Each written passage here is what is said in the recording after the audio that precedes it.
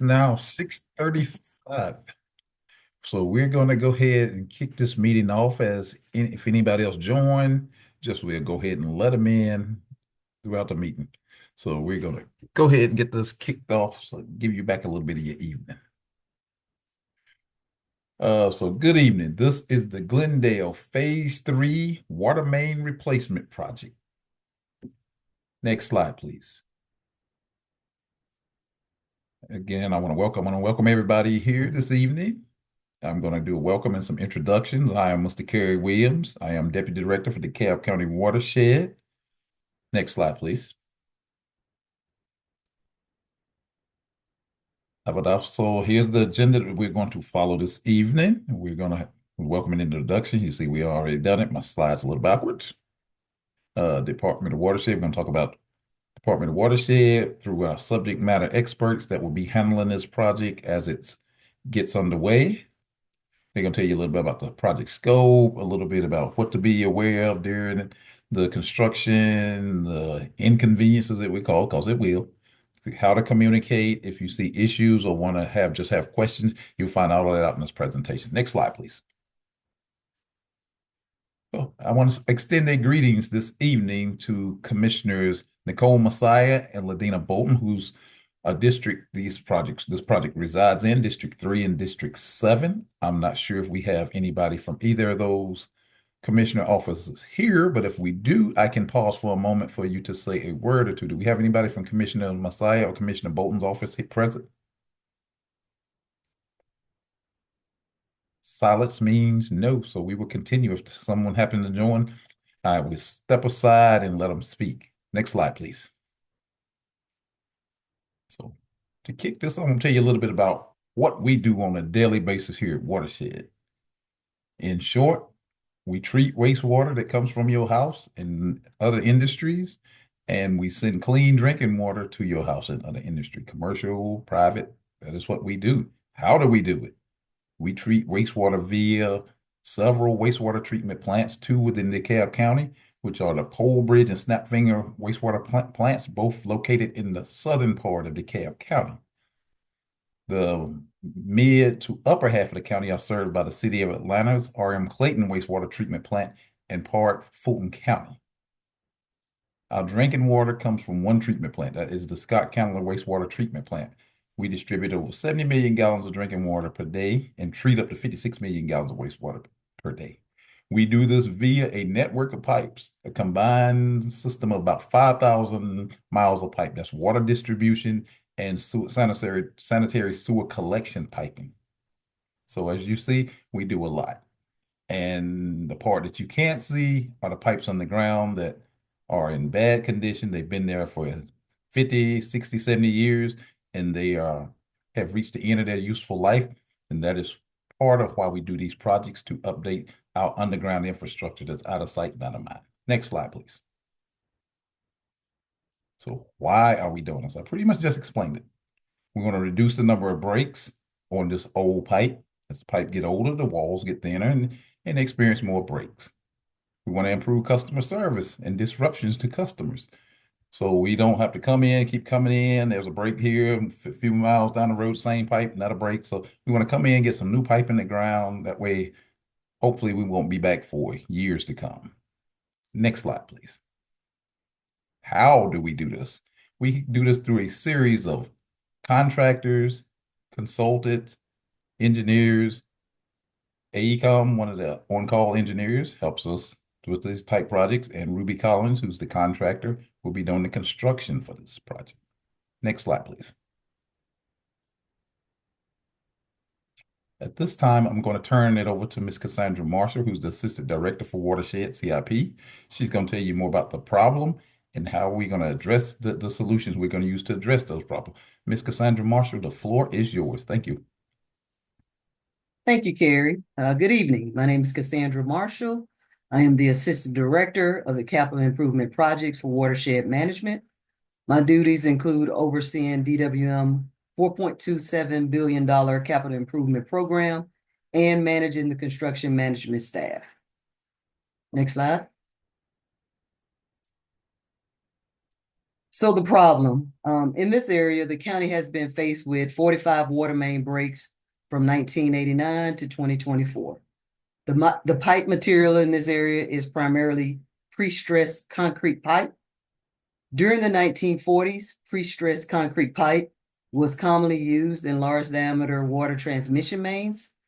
It combines the concrete compressive strength with high strength steel wires wrapped under tension to contain internal pressures. The pre-stressing wires are critical. If they break, the pipe can lose its ability to resist internal pressure and rupture suddenly, which is primarily the issue we're having today and the reason why we're doing the project. Next slide. So our solution, in 2024, the Board of Commissioners approved a new CIP capital plan for $4.27 billion for projects to be completed from 2025 to 2034. The Glendale Phase 3 Water Main Replacement Project is a $22 million project that's within that plan. My team, the construction team, is responsible for executing the work and getting the work done. My team includes 4 DWM construction project managers and 12 licensed inspectors. Also, with our in-house staff, we are also supported by consultants firms such as CGA, Serm Gresham Atkins, who helps us with construction management and inspection services. What we want you to know today is we're here to help. We want to reduce or eliminate emergency repairs. We want to stop breaks and protect the environment. And finally, after this project is completed, it will improve sustainability to the system, where the system should last at least 100 plus minimum years. Next slide. Next up, you will hear from the DWM Construction Project Manager, Bobby Kilpatrick. Bobby has over 20 years of construction management experience. Thank you, Ms. Marshall. Good evening. As Ms. Marshall stated, I am Bobby Kilpatrick, and I will be the construction project manager on this project for this duration. Next slide, please. So I will at this time go over the planned project scope, and we will be installing nearly 2,300 linear feet of new 8-inch, 4,500 linear feet of new 12-inch, and 4,900 linear feet of new 36-inch DIP water main. That's including service lines, hydrants, valves, pavement restoration, and water meter boxes to grade. The trench will be milled and resurfaced once the new water main installation is complete, and the existing 36-inch water main will be abandoned in place. The site conditions will not be altered from the existing. All disturbed pavement and landscaping will be replaced in kind. Erosion control BMPs will be installed throughout the entire water main alignment. And no more than 1,000 linear feet of trench will be open daily. And before the crews leave that day, it will be backfilled before leaving the property. Next slide, please. So this project will impact about 1,000 residents and businesses in this area. The roads affected by this project will be Celia Way, Midway Road, Midland Drive, Hamilton Road, Columbia Drive, Leland Road, Robin Road, Bluebird Lane, Canary Court, Bobo Link Drive, Lauren Park Road, and Santa Monica Drive. Next slide, please. So this is our construction overview where we get our boots on the ground. And we'll be responsible for the following construction activities, which will be ensuring that erosion and sedimentation controls are in place, ensuring proper installation of pipe, handling customer complaints. We also coordinate with all other municipalities, making sure traffic control is in place and ensuring all safety measures as follows, which is our first thing. We want to make sure everything is safe. Next slide, please. Here, you will see the photo to the left is where we'll use our open cut method, which will consist of cutting the asphalt, digging the trench, and installing the new water line. And on the right, you'll see where we'll be backfilling the trench and replacing the asphalt. Next slide, please. Um, Here are important dates. The community notices went out on January 23rd. Today is February 3rd, 2026, where we're having our community meeting. The mobilization took place on December 1st, 2025. The construction start date was December 8th, 2025. Final restoration and pavement will start early fall, and the construction end date will be somewhere around December 2026. Next slide, please. If you look to the left, you will see the before picture where we use the open cut method and backfill with GAB. And if you look to the right, this is a picture where you will get a vision of after our final pavement. Next slide, please. At this time, I will hand it back over to Ms. Marshall, where she will speak about the community. Ms. Marshall. Thank you, Bobby. You're welcome. Next slide. So what the community should be aware of. You're gonna see a lot of traffic, both foot and vehicles, construction delivery, construction parking, up and down the streets, heavy construction equipment to and from the site and used in the work zones. Safety and security, there's going to be increased noise in the areas due to the backup alarms on the equipment. This is also a safety mechanism to the crews and the people in the area so they can hear the machine and know when it's backing up. There's going to be asphalt saw cutting. There's going to be noise from it. There's going to be noise from the asphalt being removed. However, our work zones will be clearly delineated by orange cone barrels. Also, as a safety and security measure, our county requires the county contractor, employees, and consultants. They have been issued a county badge, so you know they're actually authorized to be on the site. Our work hours are from 7 a.m. to 7 p.m., typically from Monday through Friday. However, there may be some Saturdays and even Sundays in cases of emergencies. There will be coordination throughout on the specific streets. There should be flaggers in place to get you in and out and around the construction zones. Owners will always have access to their driveways, with the exception of when we're installing pipe across the area where your driveway may be. The contractors typically contacts the property owner by means of knocking on the door the morning of and just making them aware that they're going to be out in front of their driveways, potentially blocking the driveways. And if they needed to get out, we would probably have you to park on the outside of your driveway for the day. Notifications are generally handed out for water shutoffs. These are done 72 hours in advance of the disruption, and this is for planned disruptions. In the cases when we have emergency repairs, there is no notification. The contractor is just going into repair mode where they're fixing the repair and getting the system back up immediately. Environmental protection, we're going to minimize dust control by keeping the streets clean and swept daily. We will put out silt barriers so we can prevent silt from getting in waters of the state. Next slide. So on the bottom left-hand side is the construction signs we typically put up before starting construction. These are not up because we've started this project by means of an emergency process.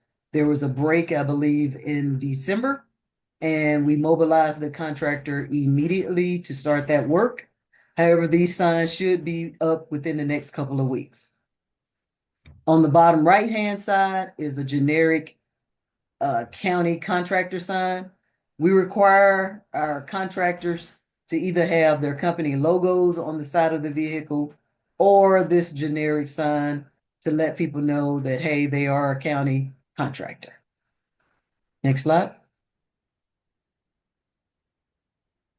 The contractor will provide traffic control to guide residents through the construction zones.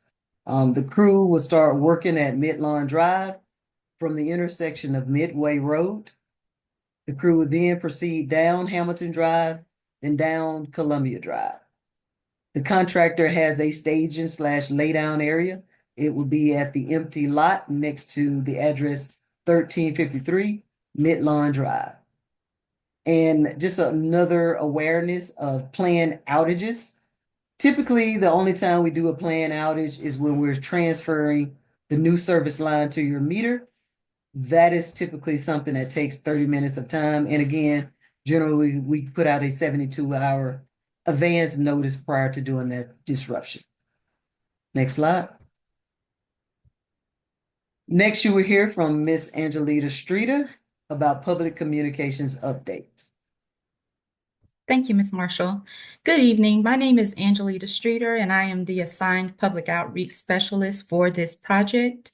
Tonight, I'll share with you the methods DWM will use to communicate. But before I do that, I want to briefly recap what has occurred so far within the community. Our outreach team has engaged with residents in high impact areas. Our construction and engineering team has also worked with residents to obtain right of entry access to their property as well. Next slide, please. Leading up to tonight's meeting, you may have received a notification letter describing the details of the project and informing you of tonight's meeting. Going forward, 48 to 72 hours before the beginning of construction activities, each homeowner will receive or business will receive a door hanger like the one shown here, which would tell you the hours of work and what to expect during construction. We will also use email to communicate with you. If you have not done so already, please take a moment to provide your email address in the chat so that we can capture that information for future use. Next slide, please. These are the touch points we will use to communicate. First, we have the project hotline, which includes a 1-800 number and email address. We also have a dedicated web page for the project, which will have tonight's presentation posted there, as well as other project information. We will use our Twitter and Facebook social media platforms to share updates on the project. We will also use news releases and the county's weekly newsletter entitled The Relay to share information as needed. Other ways we will connect with you include DCTV, which is DeKalb County Television, the Nextdoor platform, project signs, which will be posted in the upcoming weeks, our contractors, and frequently asked questions, which will be posted to the website. Next slide, please. The following QR codes lead to several ways to get information on the project. They include Nextdoor, Facebook, Twitter, now known as X, YouTube, and the CIP project's webpage. Next slide, please. Listed here, you will find key contact information for the project.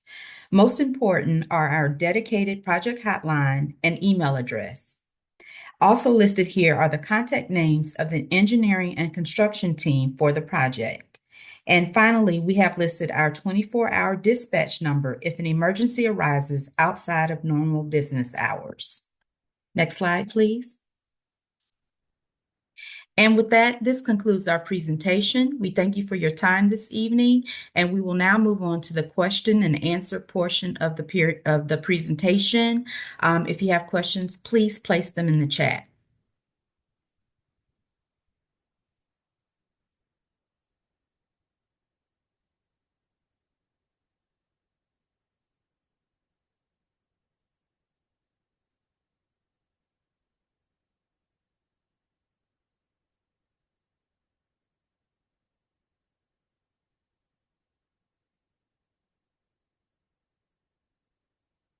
Okay, I see no questions in the chat. Please also, oh, you have a question. I'm sorry. We have one from Mr. Hackney. Are they going to be storing the pipes on midline for the entire year and making noise?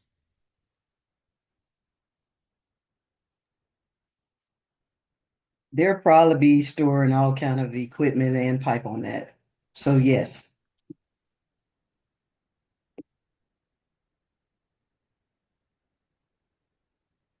Okay, Ms. Thomas has a suggestion.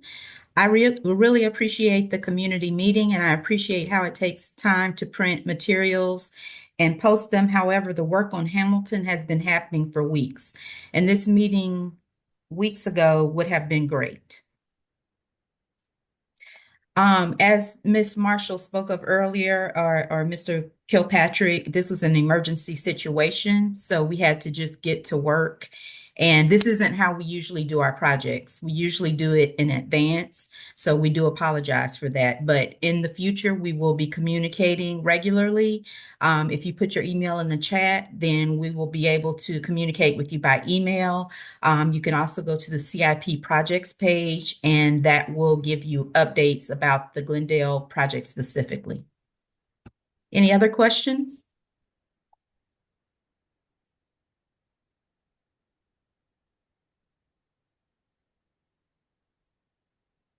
Okay, thank you for your email address. If we don't have any other questions, then that will conclude our meeting. We appreciate you for taking the time to show up this evening, and we look forward to working with you in your neighborhood and restoring it. Have a good evening. Thank you.